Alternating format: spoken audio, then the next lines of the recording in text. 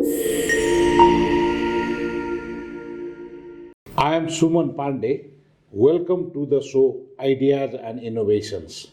This is the show by Explore Himalaya Travel and Adventure. Today I have the guest Julia Clarke from Scotland, United Kingdom. Welcome to the show, Julia. Thank you very much for having me. So Julia is a senior staff writer with adventure.com. 8 years she worked as a radio presenter, certified yoga trainer. She has written a book named Restorative Yoga for Beginners. She lives to explore mountains on foot, bike or skis, and relax on the yoga mat. Recently, she has visited Everest Base Camp. Welcome to the show, Julia. I'm so pleased to be here, especially after my big adventure. So, Julia, what inspired you to come to the Himalaya? I believe that this is your first time to Nepal. My first time to Nepal, and I think as someone that loves to be in the mountains, loves hiking and trekking, I've always been called to come and experience the biggest mountains on planet Earth. And so I received the opportunity to come with Evertrek and complete the trek to Everest Base Camp as part of my job as a journalist. And I know that this is a topic that our readers at Adventure really are interested in. It's, they call it a bucket list trek for many people, so I couldn't pass the opportunity to come and explore it for myself. So, this is bucket list trek. Okay.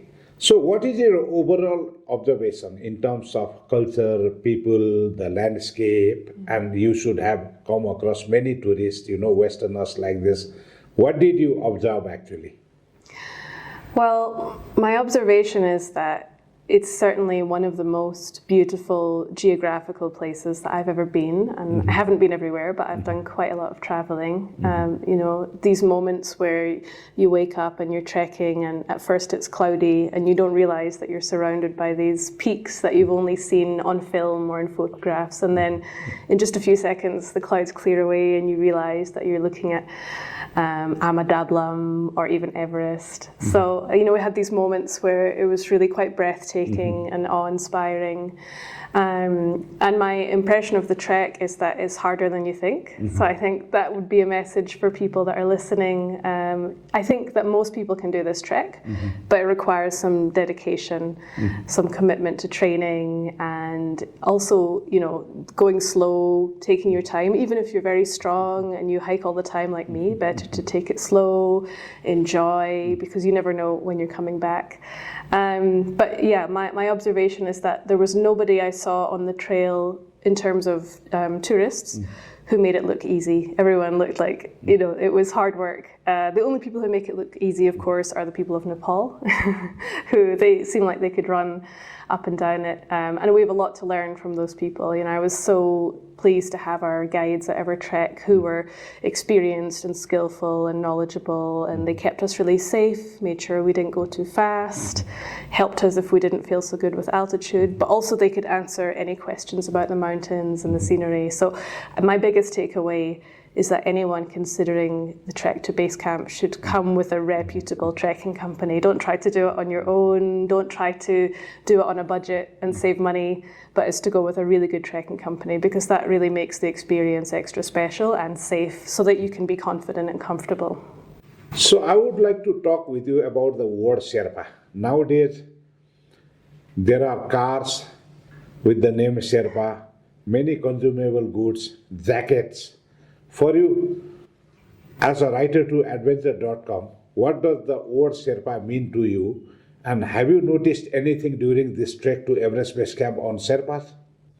That's an interesting question, because I know that the word now is sort of generally used for anyone who can carry a heavy pack up any mountain.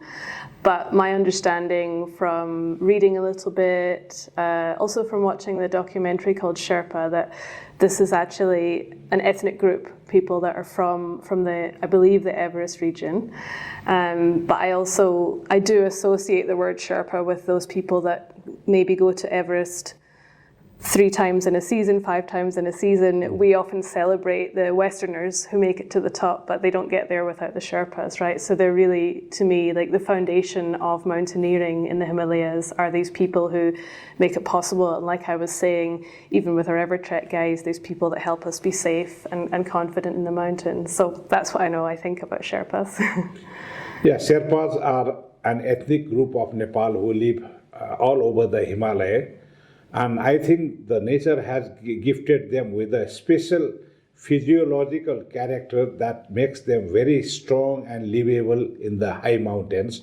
And they are great climbers, and they make Nepal very famous for climbing, and that's what Sherpas are. Thank you for your understanding. Since you have experienced the trek to Mount Everest Base Camp, now you have seen Everest, Lhotse, Amadavalam, and many other mountains. So in your career as a senior writer to adventure.com, so how does it contribute? How do you feel that, your recent trip is significant?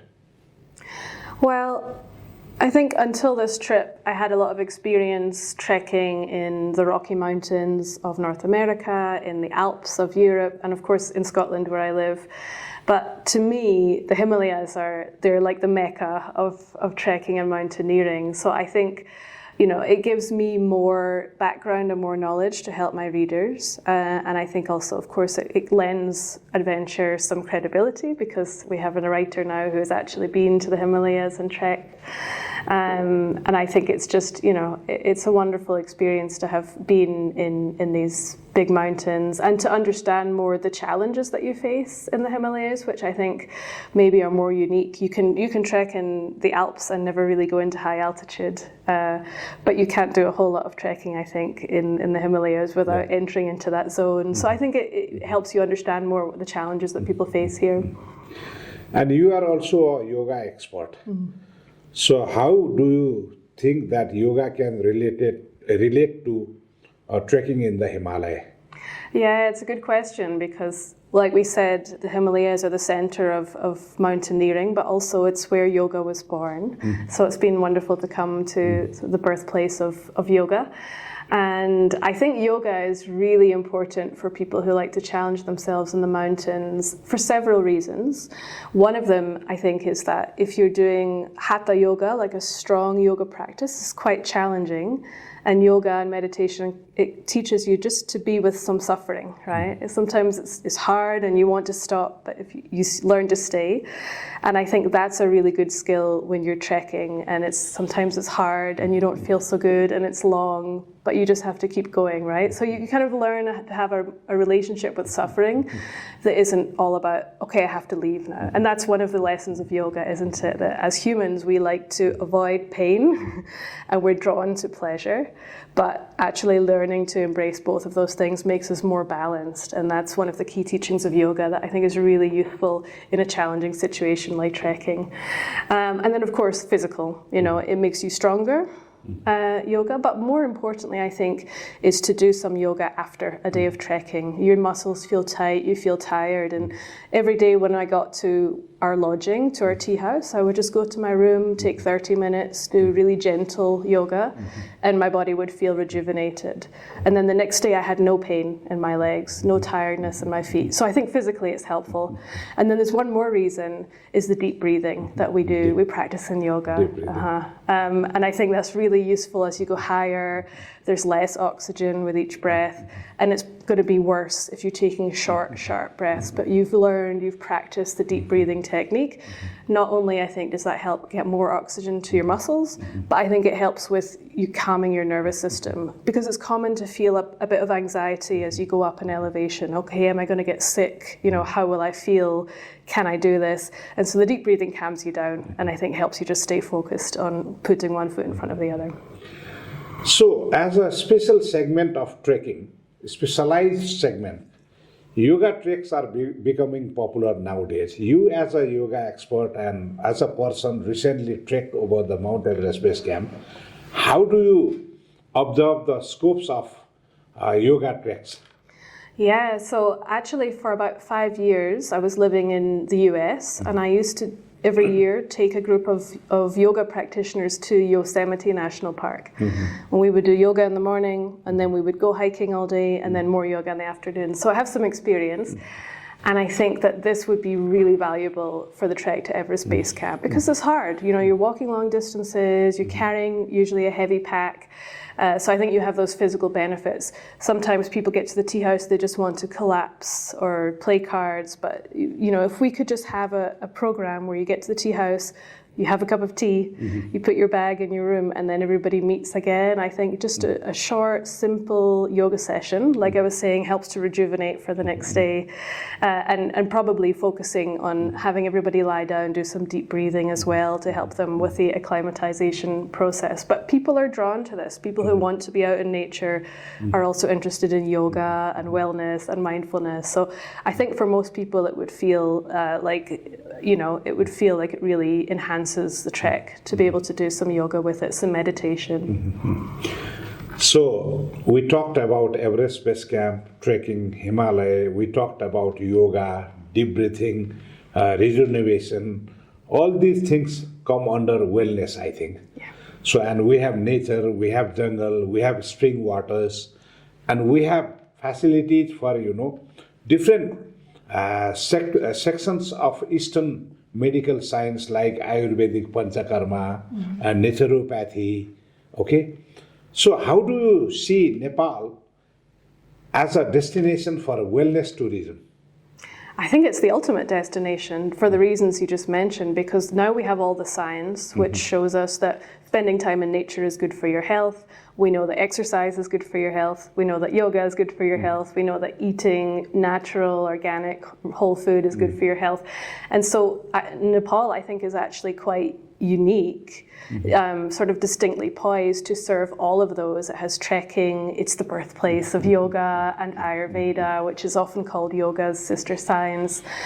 So being able to come here and do your bucket list trek, and on that trek have opportunities to practice yoga and meditation to help you, cope with altitude, stretch out your muscles. Then you could come back to Kathmandu, you could spend some time in an Ayurvedic facility to help you recover and replenish.